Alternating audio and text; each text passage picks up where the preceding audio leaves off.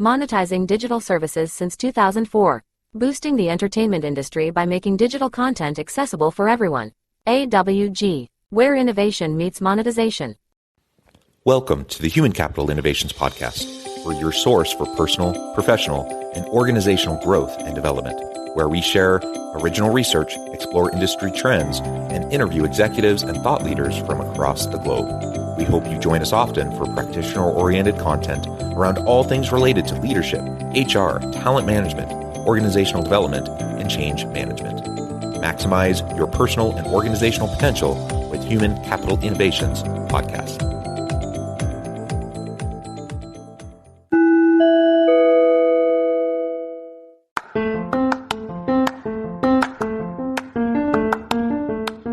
If you enjoy the Human Capital Innovations Podcast, enjoy ad-free listening by going to the Patreon page, and please consider contributing even at the producer or sponsorship level.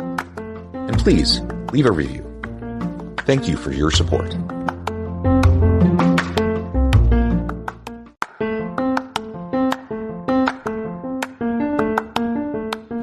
Welcome to the Human Capital Innovations Podcast. In this HCI podcast episode, I talk with Tania Fiero about addressing workforce gaps using contingent workers.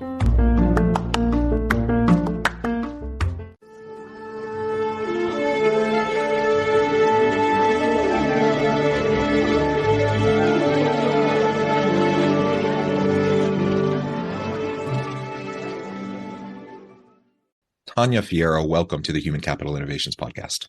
Thank you, John. It is a pleasure to be with you today. You're joining us from San Diego. I'm south of Salt Lake City in Utah. And today we're going to be talking about addressing workforce gaps using contingent workers. This is an area of expertise for you, and I'm really excited to learn from you and hear your insights. And I appreciate you taking the time to share your expertise with me and my audience today. As we get started, I wanted to share Tania's bio with everybody. Tania is a human resource manager for Innovative Employee Solutions, IES, a nationwide provider of outsourced payroll and HR administrative services. A seasoned professional in the HR industry, Tania began her career in 1995 as a recruiter with Top Staffing, specializing in professional placements. In 1999, she was promoted to regional operations manager and assumed responsibility for training and auditing the company's 10 staffing locations throughout the Western region. Tania joined the IES team in 2002, where she currently serves as a strategic member of the company's executive team. Her specialties and areas of expertise include staffing management, training and development, employee relations, co-employment, and state and federal legislative compliance. And I could go on and on with her background and bio, but I'm going to pause there, and I want to hand it over to you, Tania. Anything else you would like to share with me and my audience by way of your background or personal context, and then we'll dive on into the conversation. Oh, no, thank you. That was very nice. Just been very fortunate to have been able to have my HR professional experience support this industry. This industry is a phenomenal industry where it gives all sorts of individuals opportunities for career advancement and work. So just very, very honored to be a part of this industry. Thank you. Yeah. Well said. Me too. This is just a wonderful place to be. People often ask me, why HR? Most kids don't grow up as small children thinking, I want to be an HR professional when I get older. I don't think I've ever heard a single person say that. It's not the exciting, sexy kind of occupation that people dream about when they're younger. Yet, as I got into the field, I'm just so fascinated, endlessly fascinated by the nuances and the complexities and just really the value that a really great strategic HR professional can bring to the executive team to help make really great decisions for the organization and to impact the people within the organization so they can have healthier, more sustainable kind of work lives.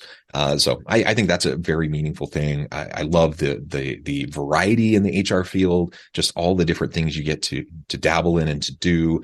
Maybe it speaks to my personality, but I think I would get bored, if I wasn't doing something that took me in 1,000 different directions all at once. So anyways, just to highlight what you're saying, I agree. I think this is a great profession. And whether you have HR in your job title or not, if you're in any sort of leadership role, managing people in any way, you're doing HR stuff. And hopefully you can learn how to do it a little bit better, where you can have a good impact with the people you lead.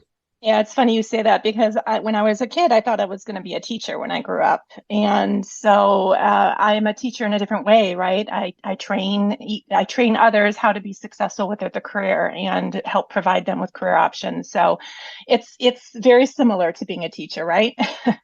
Yeah.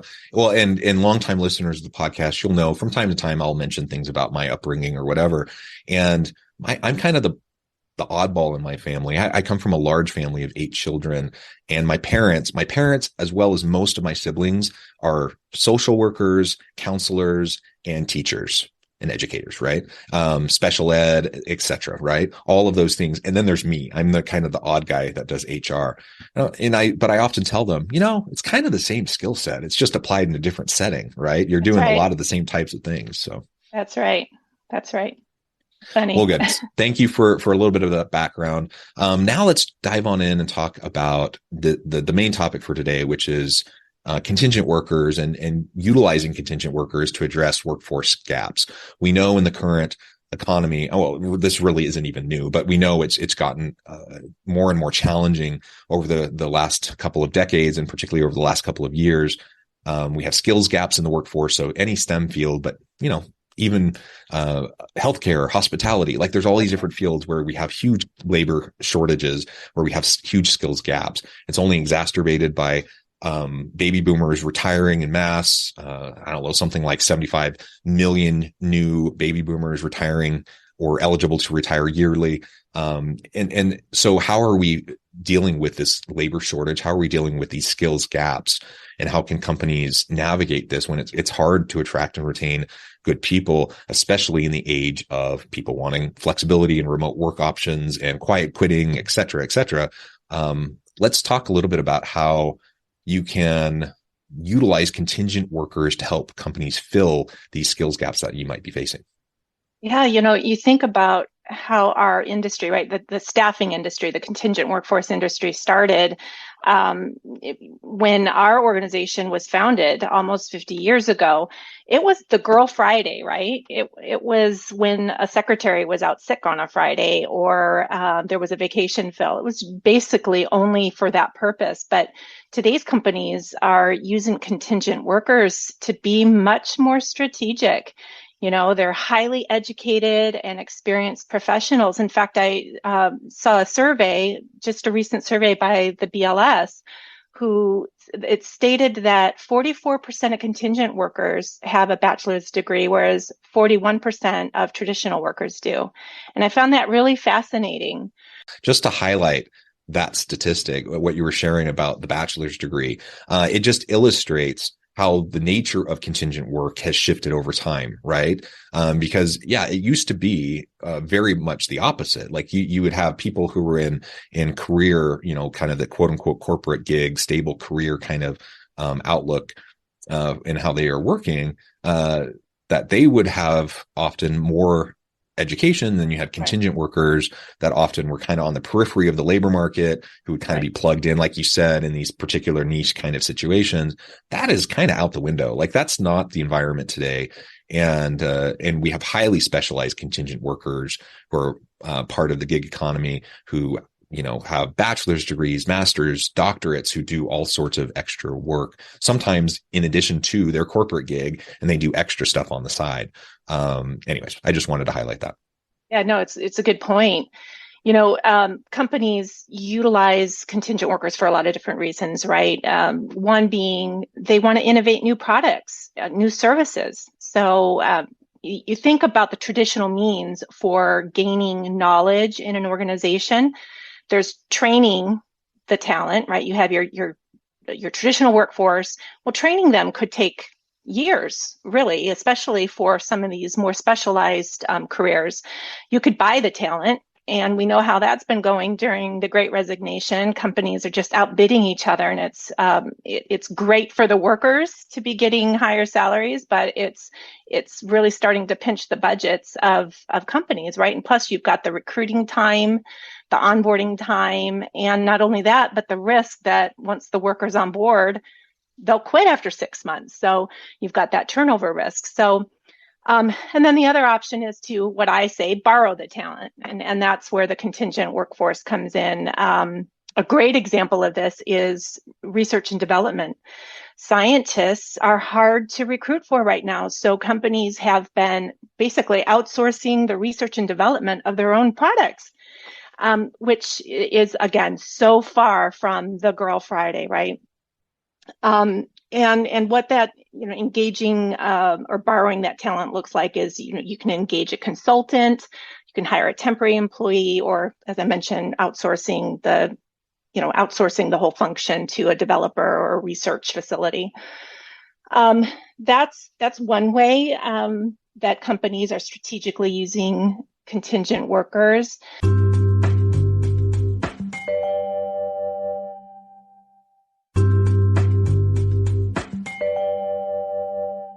Monetizing digital services since 2004. Boosting the entertainment industry by making digital content accessible for everyone.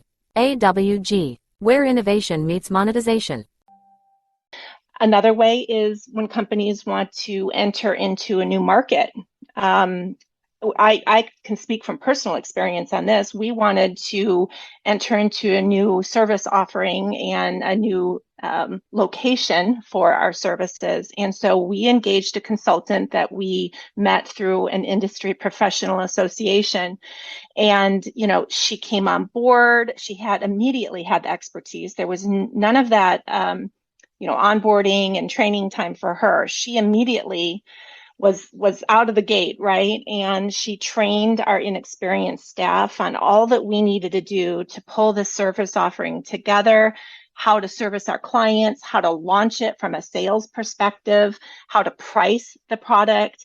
And it was just a really great experience, not only for her, but also for us, because internally it was a growth opportunity for us. And then we got to go out and deliver this to our client base. So definitely a win-win situation there. But there's additional examples that I can refer to, such as expanding to a new location, right? We have several clients in Canada who they have great products and services, and they want to expand their market into the US. So they partner with an employer of record service company so that they can launch and provide those services in a different country or even in a different state in the United States. Those are contingent workers. Yeah. Retirees. You had mentioned earlier that the current generation, that they're retiring at great numbers, and these people want to work still, and they're a great source of talent. So a lot of retirees are continuing to stay active in the economy, and they're getting gigs and consulting work, and still providing a great resource for employers. Yeah. And if I can double click on that, that's actually been a huge component of the growing gig economy in the contingent workforce, because more and more people who are kind of aging out of the traditional labor force, they're taking their retirement, they're moving on into retirement. They also then realize, well, wait a minute, going from like 60 hours a week, high profile work where I'm doing, meaningful work. And now all of a sudden I'm like golfing every day, or, whatever the chosen pastime is for people as they retire. They realize, I don't want that. And so people are easing into retirement. So they might finish their heavy duty corporate role, but then they move into consulting work, or they move into these other kinds of part-time gigs, where they can still utilize their years of experience and expertise and their talents and their creativity. But instead of working 60, 50, 40 hours, now they're working 10, 15, 20 hours, whatever. And over time, they can scale back as, it fits their lifestyle and as they adjust. And so that's a huge reservoir of talent that organizations need to find a way to streamline into their organization as they're dealing with skills gaps. Yeah, I remember after the Great Recession, we thought that retirees were staying in the workforce because they couldn't afford to retire. And that very well may have been the case for some of them. But I think, to your point, a lot of them just wanted to stay productive. I have a very close friend who likes to call it pre-retirement.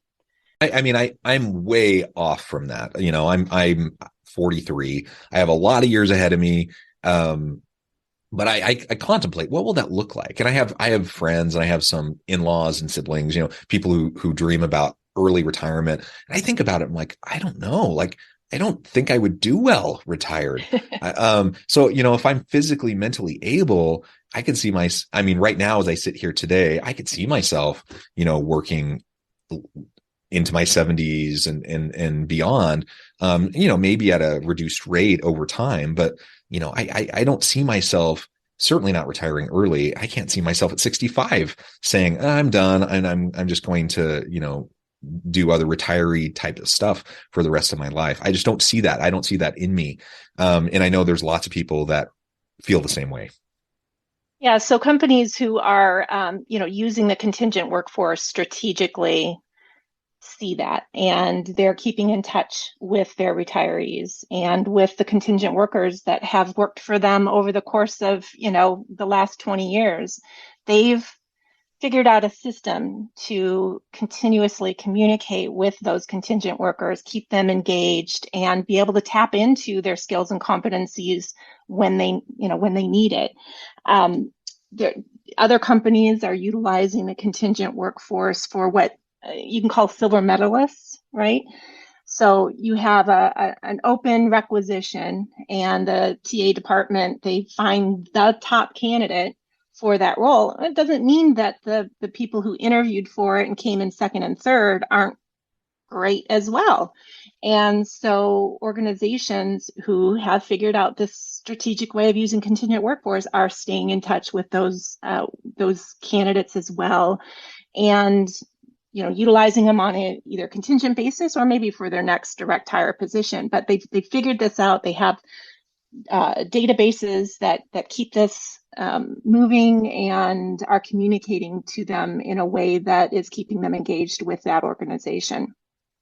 Yeah, and that is a really critical point, whether we're talking just about contingent workers or potential future, people that are contributing in that manner, or like you said, future hires. It actually blows my mind. I mean, I get it. I get why organizations don't do it. But it blows my mind when I see how much talent is left on the table that organizations just don't even engage in any meaningful way. They go through this whole process. They've vetted them. And maybe they're not the one that ends up getting selected at the end of the day, but these are good people with good skills that can add a lot to the organization. Maybe this wasn't the right fit at the right time or whatever, but yeah, you want to be cultivating those relationships, especially in a tight labor market with lots of skills gaps.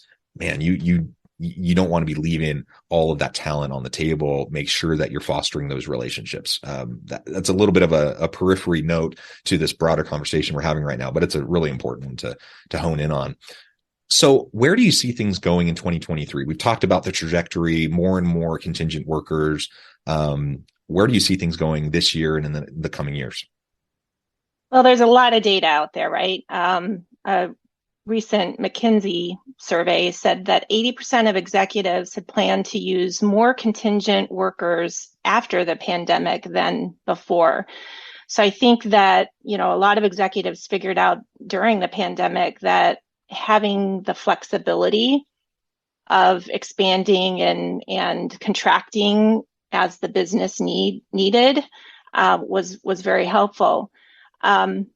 Josh Bersin, he's a great thought leader, HR thought leader that I like to follow. He is saying that organizations are in this really unique position right now where we're planning for expansion and, downsizing at the same time. Because I think really we're feeling pretty optimistic right now. And I think a lot of organizations are feeling optimistic, but we've got all this news out there with, the technology firms, they're all laying off about 13%. I don't know where this 13% came from, but they're all laying off about 13% of their workforce right now. So those two things, you've got to reconcile them, right? Wall Street Journal and to that point too, this goes back to what we were just talking about. If you get to the point for whatever reason, you feel like there need to be layoffs. You lay off, a portion of your workforce. Presumably, these were people that were contributors. You're not just firing people because they aren't good performers. You're laying off people because of other macro issues, right? And so if you're letting these people go, you better be treating them well as they exit. You better be making sure that you treat them with dignity and respect, because these are the same people that you might want to hire back in the future, or you might want to bring on as consultants or whatever, perhaps in a more flexible fashion. But you don't want to shoot yourself in the foot by having, a sour taste in their mouth as they're leaving your organization. So make sure you treat them well as they're exiting.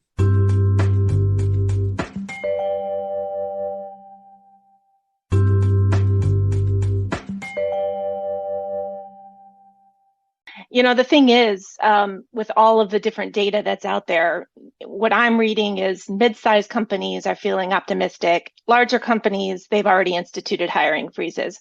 But in both of those situations, contingent workers do well. In hiring freezes, organizations still have demands and they still have deadlines that they need to meet. And so who do they turn to? They turn to the contingent workforce to come in and deliver, because they can easily let them go when the project is done. And then, for companies who are optimistic right now, like our company is, we're using contingent labor to help us enter new markets and deliver on projects for our clients. So I think the outlook for contingent workers is excellent in 2023 and beyond. Yeah, I agree. I think that trajectory, we see a very clear trend. And I think we're continuing to go that way. And, there people hem and haw over this, and some people get nervous about the shifting nature of work and the move towards more contingent workforce and gig work and such. I just see it as an evolution of the workplace, the evolution of the labor market. And I don't see that trend changing anytime soon. The reality is both sides want the flexibility. Employees, workers increasingly want more flexibility in how they do the work. Now they utilize their expertise and their experience. And many of them are choosing to do this through contingent work arrangements. Organizations, to the points you've already been making, like they like the flexibility of having contingent workers. They can ebb and flow with the ups and downs in the economy and all these other macro issues that are influencing the way that they're trying to deliver value to the market. And I don't see that changing anytime soon. So, as we continue to lean into this future of work where flexibility is king, where people want options, they expect options, organizations want flexibility, we're going to continue to see more and more people embracing this contingent work model, even if it's on the side, even if they have kind of their corporate gig, they have their kind of daytime main job, and then they do extra contingent work on the side. More and more people are dabbling and trying that out and seeing what that's like, and they're finding that it's actually really nice. And it's a great way to utilize their skills, perhaps in a creative way that they don't get to every day at work. Maybe it supplement their income, etc. Yeah, I agree with you on both of those points. It would be helpful, and this is a whole nother podcast, but it would be helpful if our politicians saw that this was something that both the workers and the employers liked and helped us out a little bit. Again, that's a whole nother topic, and I don't want to go political on this call, but it would be really helpful. There's great social programs that independent contractors could benefit from as, traditional workers. Yeah, for sure. Maybe in the last few minutes we have together, I would love to explore how we can get the most out of these contingent workers. I think that's something that a lot of managers and leaders still, even if they are wrapping their head around the value of having contingent workers and filling these skills gaps, and they're utilizing them, but they don't know really how to leverage that. They don't really know how to manage it and get the most out of those workers. Any thoughts or tips on how to go about doing that? Yeah, I think the biggest trend that I'm hearing about right now is, in larger companies, procurement has typically been the manager of a contingent workforce program, because it was strictly, when it was tactical, when it was the Girl Friday, it was mostly price that they were concerning themselves with. They weren't concerned with the strategic flexibility that it would, give the organization. And so moving away from a procurement led solution to one that either is led by TA or human resources, or at least partnered with talent acquisition and HR, will help an organization look at it more from a strategic workforce planning perspective.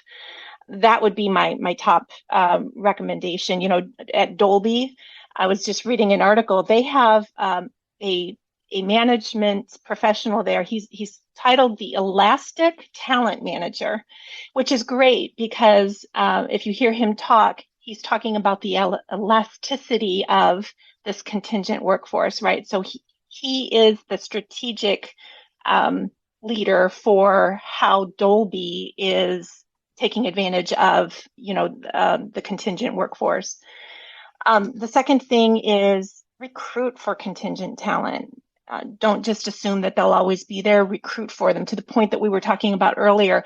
Have a network, have a database of people ready to work for you when the time comes, right? Another important thing is to educate managers when to use contingent workers versus when to hire, because there's certainly different value propositions in each. And if a manager knows at the time that they have a need which direction to go, it will certainly help the organization make a better choice. And I think the last thing that I would suggest is to be inclusive of the contingent workers that work for your company, right? Invite them to social gatherings. Listen to their ideas. They have great experience and they can offer so much. Welcome them during the onboarding process. Train them on things that they want to learn, right? Because if you give them a positive experience, they'll want to come back the next time you have a need for the skills or competencies that they offer. Yeah, treat them like a member of your team. That's not rocket science. That should be fairly obvious. Yet most organizations are still treating them as like this separate second-class group of workers. Just treat them inclusively, like part of your team. Treat them with dignity and respect. It should be a no-brainer, but it's worth repeating and worth emphasizing. Well, Tania, this has really been a great conversation. I know at the time I need to let you go, but before we wrap things up, I just wanted to give you a chance to share with the audience how they can connect with you, find out more about your work, and then give us the final word on the topic for today. Oh, yes. So thank you. This has been a great experience, John. I can be found on LinkedIn, Tania Fiero, Tania, last name Fiero. Please feel free to reach out to me. I'd love to have discussion with anyone on this subject.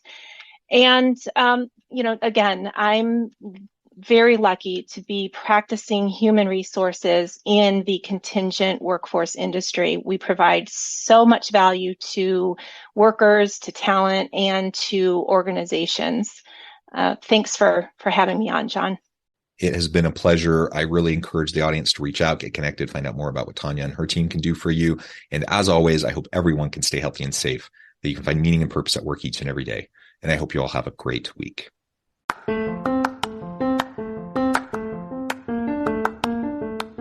Do you enjoy the Human Capital Innovations podcast?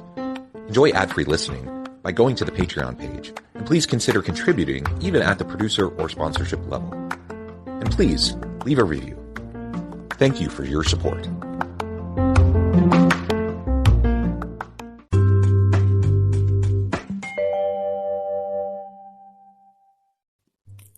Thanks again for joining us for this episode of the Human Capital Innovations podcast.